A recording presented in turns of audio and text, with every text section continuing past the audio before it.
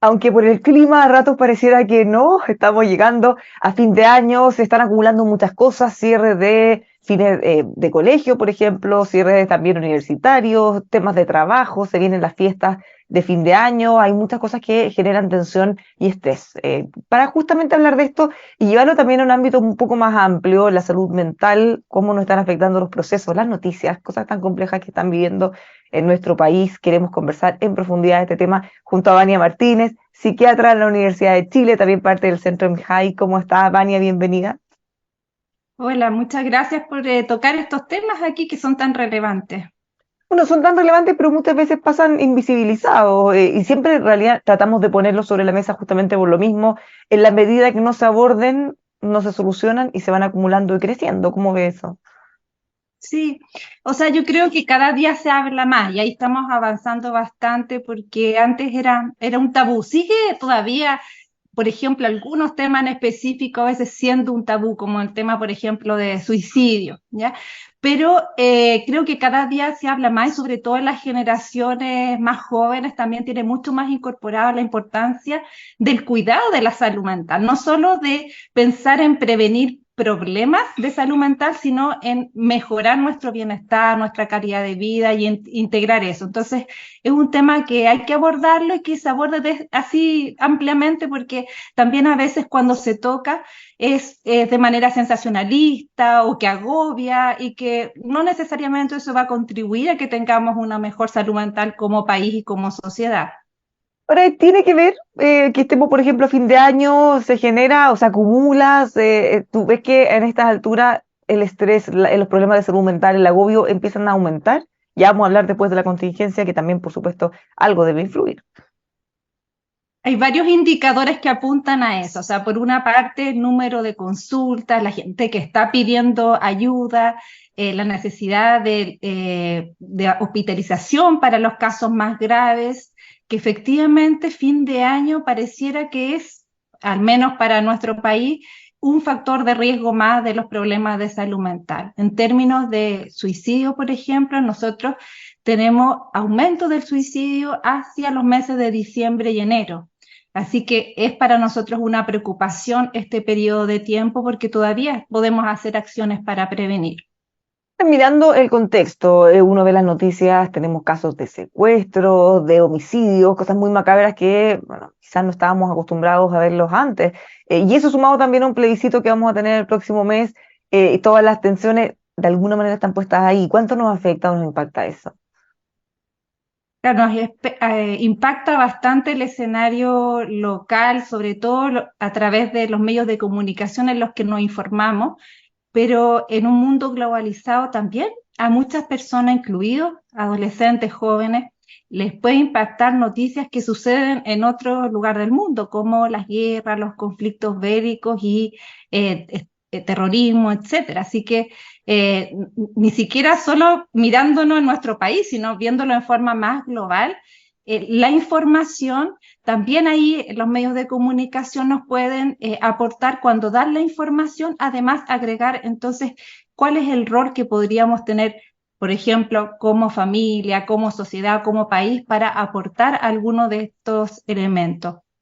¿Cómo se ve? Pues que a propósito de eso, y usted lo menciona, estamos ahora en medio de una guerra en la Franja de Gaza, en la que todos los días nos enteramos de nuevos ataques, hemos visto el fallecimiento, el asesinato de miles de civiles, niños incluidos también. Entonces, en ese caso, por más que uno quisiera, no puede hacer nada. ¿Cuánto de frustración se genera ahí también?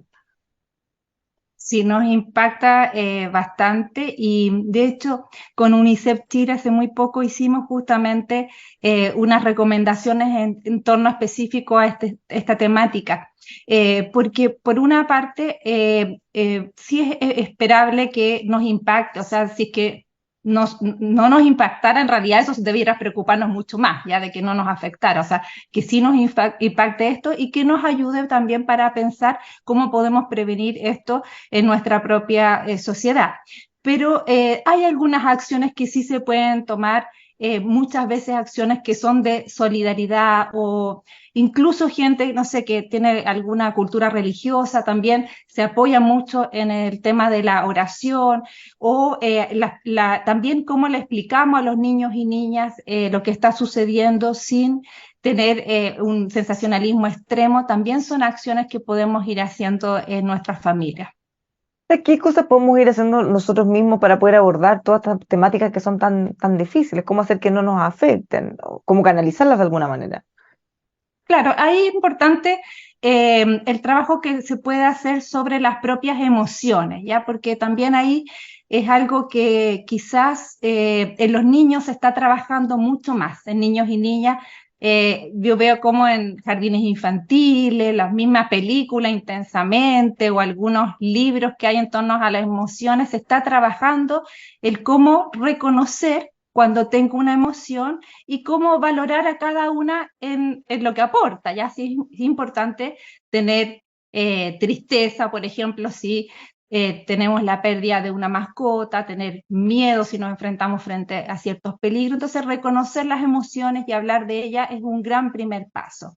También yo diría que la vida adulta es algo que estamos trabajando y muchas veces ocurre que las personas están yendo a terapia, están recibiendo cierto apoyo para regular y canalizar sus emociones, pero nos queda un vacío que es en la etapa de la adolescencia, ya que además las emociones son ahí bastante como sube y baja, ya hay bastante intensas y cuesta un poco entender si lo que se está viviendo es parte esperable de la adolescencia o en realidad debiera preocuparme. ¿Ya? Y eso también le pasa a las familias, ya que no, les cuesta reconocer si es que será la edad del pavo, entre comillas, ¿cierto? Que está más irritable o se encierra en su pieza o estará pasando por algún momento en que requiere pedir ayuda en salud mental. ¿Ya? Y ahí, bueno, les quería recomendar un libro que recientemente publiqué con Editorial Penguin Random House, se llama Tu Mundo Emocional, junto a una diseñadora, Javiera Suazo, en que estamos trabajando para adolescentes de 10 a 14 en forma bien interactiva el trabajo de las emociones. Pero cuéntenos un poco más del libro, si lo podemos ver, cómo se llama, dónde lo pueden adquirir, por lo que nos Sí, dice, sí, es un poco muchas interactivo. gracias. La idea es que las personas puedan, los jóvenes puedan verlo y hacer cosas al respecto.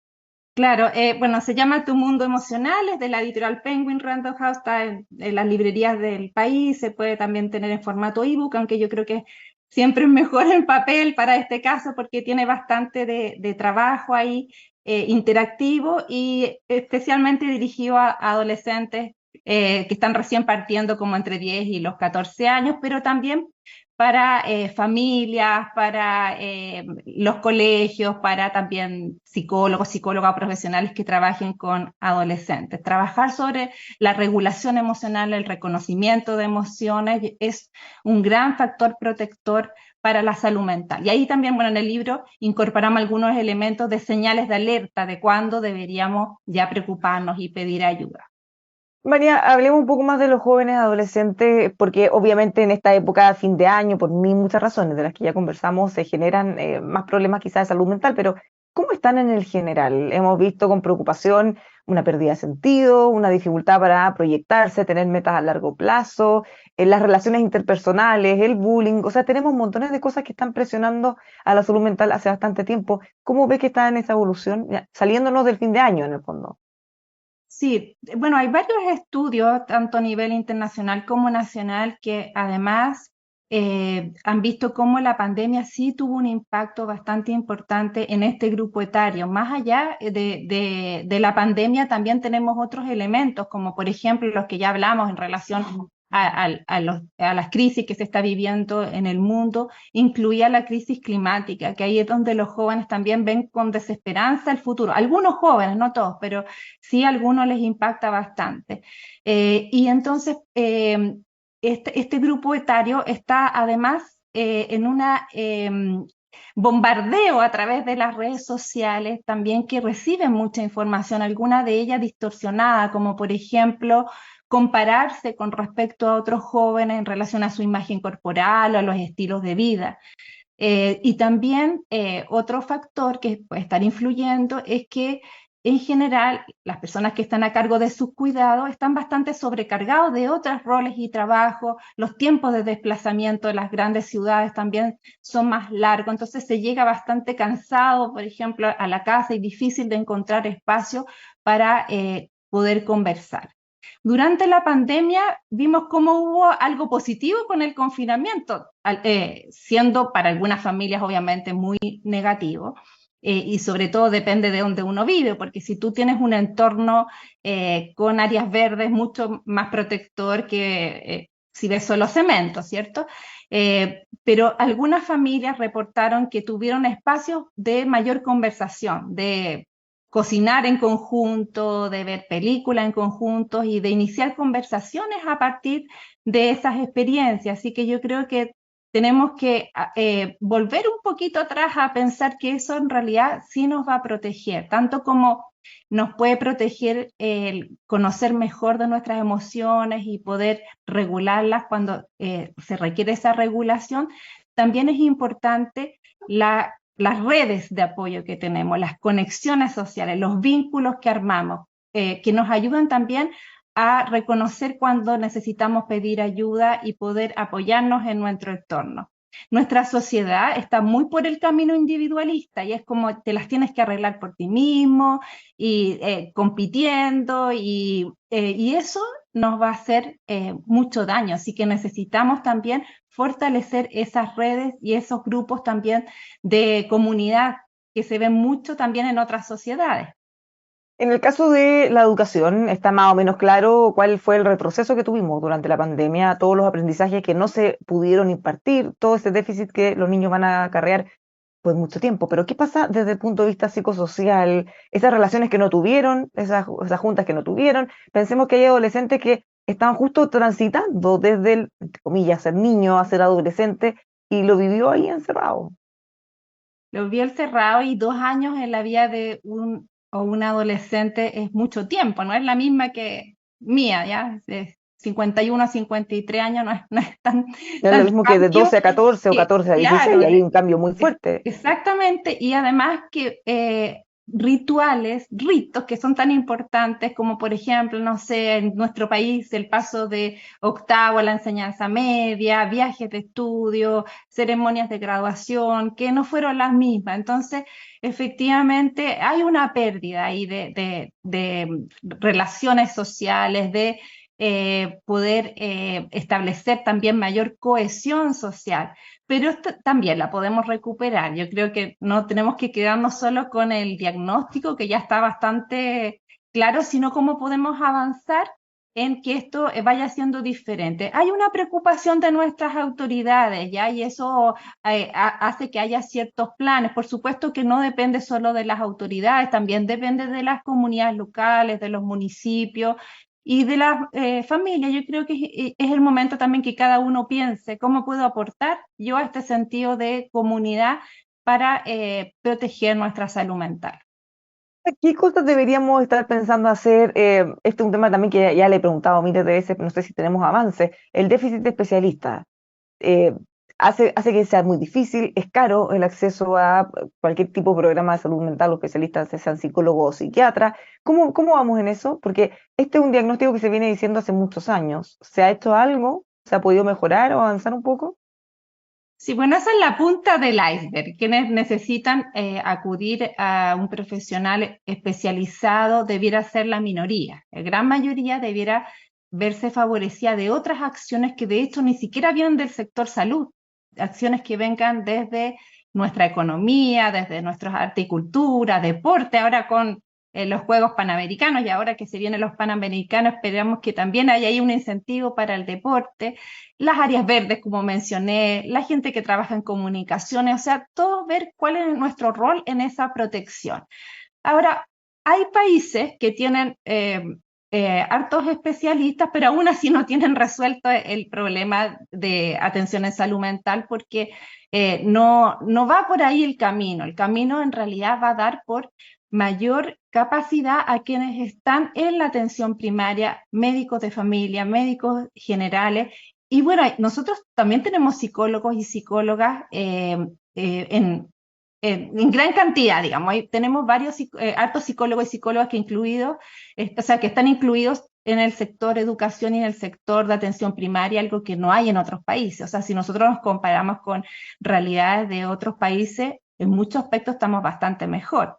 No nos debemos conformar porque podemos seguir avanzando. Creo que sí puede ser importante seguir avanzando en formación de especialistas en psiquiatría, tanto de adultos como infanto-juvenil, y también en una mejor distribución, ¿ya? Porque efectivamente tenemos una concentración, sobre todo en la región metropolitana o en las grandes ciudades, y también tenemos una mayor presencia en el sistema privado que en el sistema público. Así que ahí también se pueden hacer algunas políticas que ayuden a aportar a una mejor distribución, y también el uso de la telemedicina, la telepsicología, la teleconsultoría, que significa que profesionales que tienen mayor especialización puedan apoyar a equipos de atención primaria que tienen menor especialización en el abordaje de ciertos cuadros. Imagínate una persona que vive en un sector rural que para llegar a una ciudad tenga que tomar un bus, una locomoción que pasa solo 2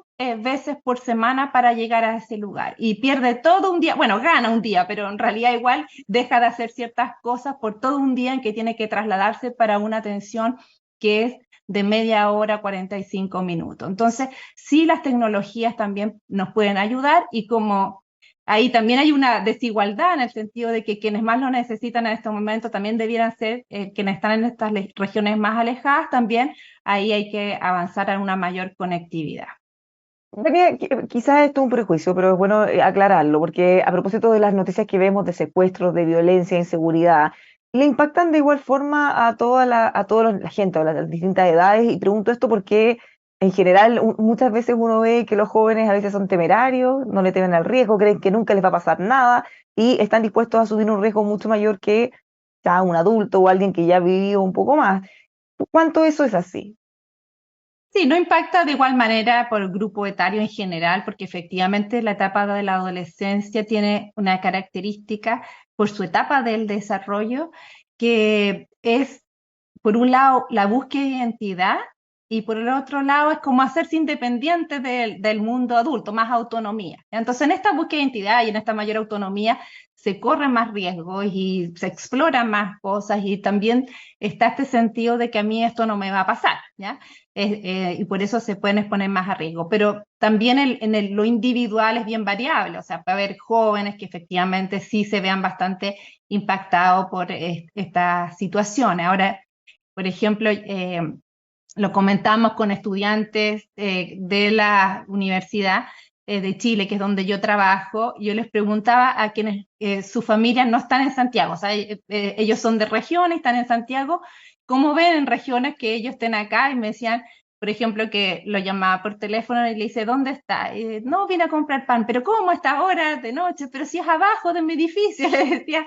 Entonces, que efectivamente también desde fuera se ve también mucho más compleja la situación que probablemente que viviéndola día a día, pero creo que sí, el tema de seguridad es un tema de preocupación, sobre todo en personas adultas. Ya apareció en varias encuestas que se han hecho, incluido encuestas que apuntan salud mental, como el tema de seguridad está dentro de las prioridades como preocupación.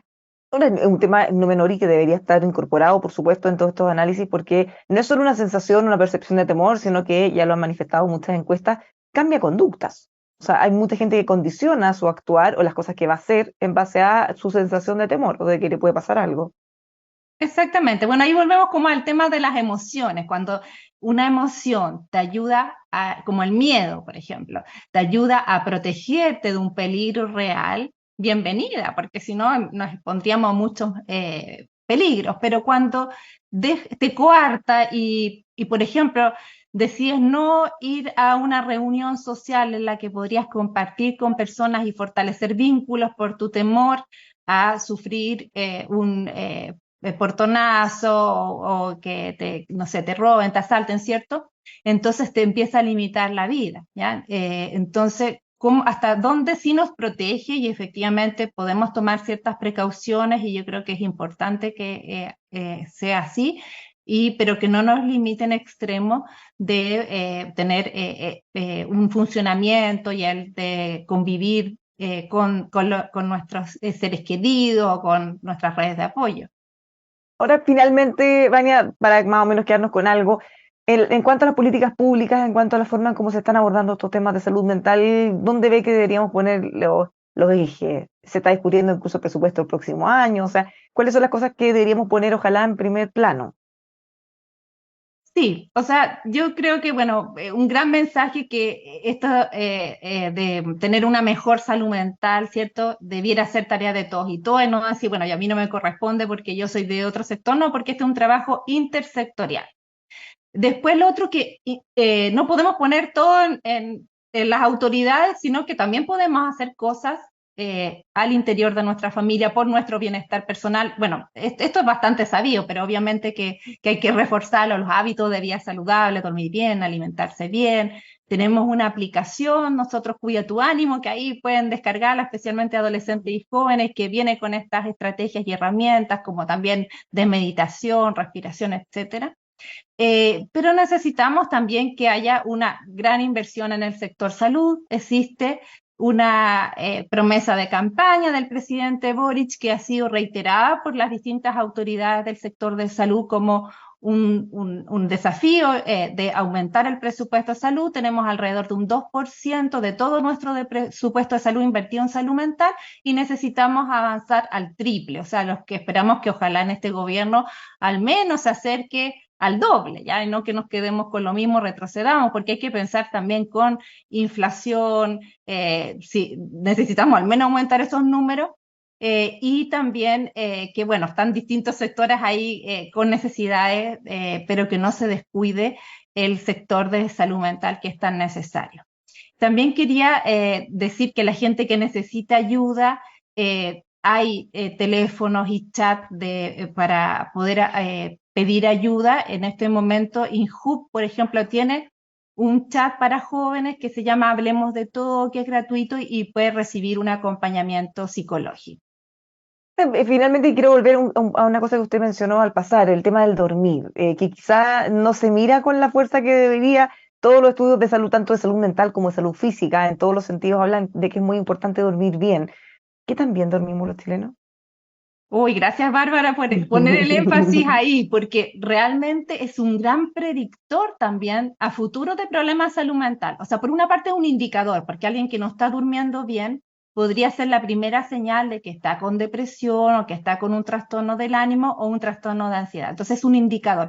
Pero también si nos obligamos a dormir mal, gente que, por ejemplo, se ve obligada a hacer turno o a tener viajes constantes en que no tiene un buen sueño, también está expuesta a mayor riesgo. Y ahí estudiantes universitarios, universitarias, también tienen harto desafío porque muchas veces trasnochan mucho y eso al final les va a repercutir en su salud mental. Así que es importante tener esta higiene del sueño, las pantallas, evitarlas al final de la noche, las bebidas energéticas, café, té y eso que también son estimulantes y bueno, no automedicarse también porque también eso puede ser un problema. ¿Qué tan mal estamos en eso? Tampoco lo teníamos considerado, pero automedicarse o personas que eventualmente creen que necesitan estar más tranquilas o concentrarse más o poder dormir, razones para automedicarse podrían haber muchísimas. No es tan difícil Sí, quizás bueno, conseguirlo. ahí es, claro, es un problema en estudiantes universitarios. Nosotros estamos haciendo una encuesta que es desde la Organización Mundial de la Salud, liderada por la Universidad de Harvard. En 5 universidades de Chile han participado más de 7.000 estudiantes y encontramos cómo la automedicación es un problema, principalmente más en mujeres que en hombres. Otras drogas son más prevalentes en hombres, ¿ya? Así que sí es un desafío. Además hay un gran acceso también en ferias libres a medicamentos salud mental y hay que recordar que lo que le hizo bien a mi vecino, a mi vecina, a mi amigo, mi amiga, no necesariamente me va a hacer bien a mí, incluso podría hacerme peor. ¿Ya? Entonces ahí sí es muy importante consultar y pedir ayuda y no automedicarse. Muchísimas gracias, Vania, por esta conversación. Ya sabemos que a fin de año aumentan los problemas de salud mental, incluso aumentan los suicidios, acercándose también a las fiestas como Navidad. Así que hay que estar muy atentos a todas estas materias. Cualquier consejo que podamos dar siempre va a ser bien recibido. Muchas gracias, Vania, que tengan una muy buena semana. Gracias a ustedes. Buena semana también. Igualmente, los dejamos invitados a seguir esta temática y todas las relevantes con nosotros aquí en emol.com.